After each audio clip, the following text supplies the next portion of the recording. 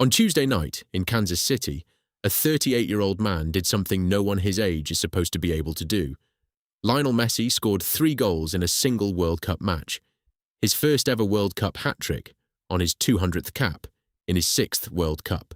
And with that 3rd goal, he tied the record for the most goals in the history of the tournament. Players his age are supposed to be retired, or hanging on, coming off the bench for 15 minutes. Messi just rewrote the record book in prime time. And somewhere, a teenager you've never heard of is being told he's next. Because every few years, football makes the same promise. It tells us he can be replaced. A young player does something brilliant, and within a week, the headline writes itself. The new Messi. There's been a new Messi in Spain, a German Messi, a Mexican one, a Brazilian one, an American one. We have crowned dozens of them. Not a single one has become him. Here's the uncomfortable question. Why not? Because on paper, it should be possible. A modern academy is a laboratory. Every touch is tracked. Every sprint is measured. The diets are engineered. The coaching better than anything Messi had as a boy. And there's a famous idea that says, talent is mostly just work.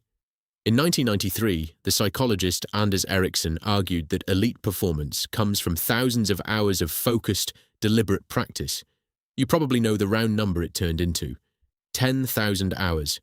If that's true, then a Messi is just a recipe. Take a gifted child, add 10,000 hours, and wait. And Barcelona had the perfect test case. They just didn't know they were running it. His name is Bojan. He grew up in the same academy as Messi. La Masia. The same pitches, the same coaches, the same system that supposedly built the greatest player alive. And as a boy, Bojan was the better goalscorer. At youth level, he outscored Lionel Messi. At 17, he broke Messi's record as the youngest player ever to play for Barcelona's first team. The press knew exactly what they were looking at. The new Messi. He finished his career at Stoke City, and he isn't alone. Germany's new Messi, Marco Marin, moved to Chelsea and disappeared, loan after loan. For every academy that produced a wonder kid, there's a forgotten name that was supposed to be the next one. Same blueprint, same hype, none of them close. So in 2014, 3 scientists decided to actually measure it. Brooke McNamara and her colleagues gathered every study they could find, across sport, music, and games, to ask one question. How much does practice really explain? Their answer, published in the journal Psychological Science, in sport, deliberate practice accounted for about 18% of the difference between performers. 18%. Practice is real. It matters. But it is not the thing. 82% of what separates the very best from everyone else is something else entirely. And that something else is not written on any training plan. So, what is it? Part of it is how a brain reads a moving game, seeing a pass 2 full seconds before it exists, knowing where everyone is without looking. But here's the part nobody wants to hear. A lot of that is built early, before the academies, before anyone is filming or measuring or keeping score.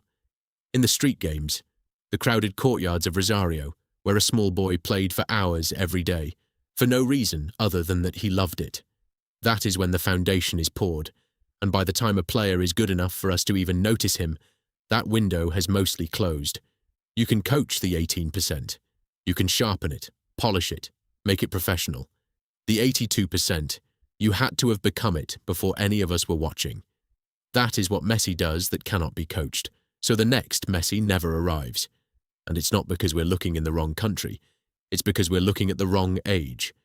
We keep waiting for the game to hand us another one, as if he rolled off a production line we know how to build. He didn't.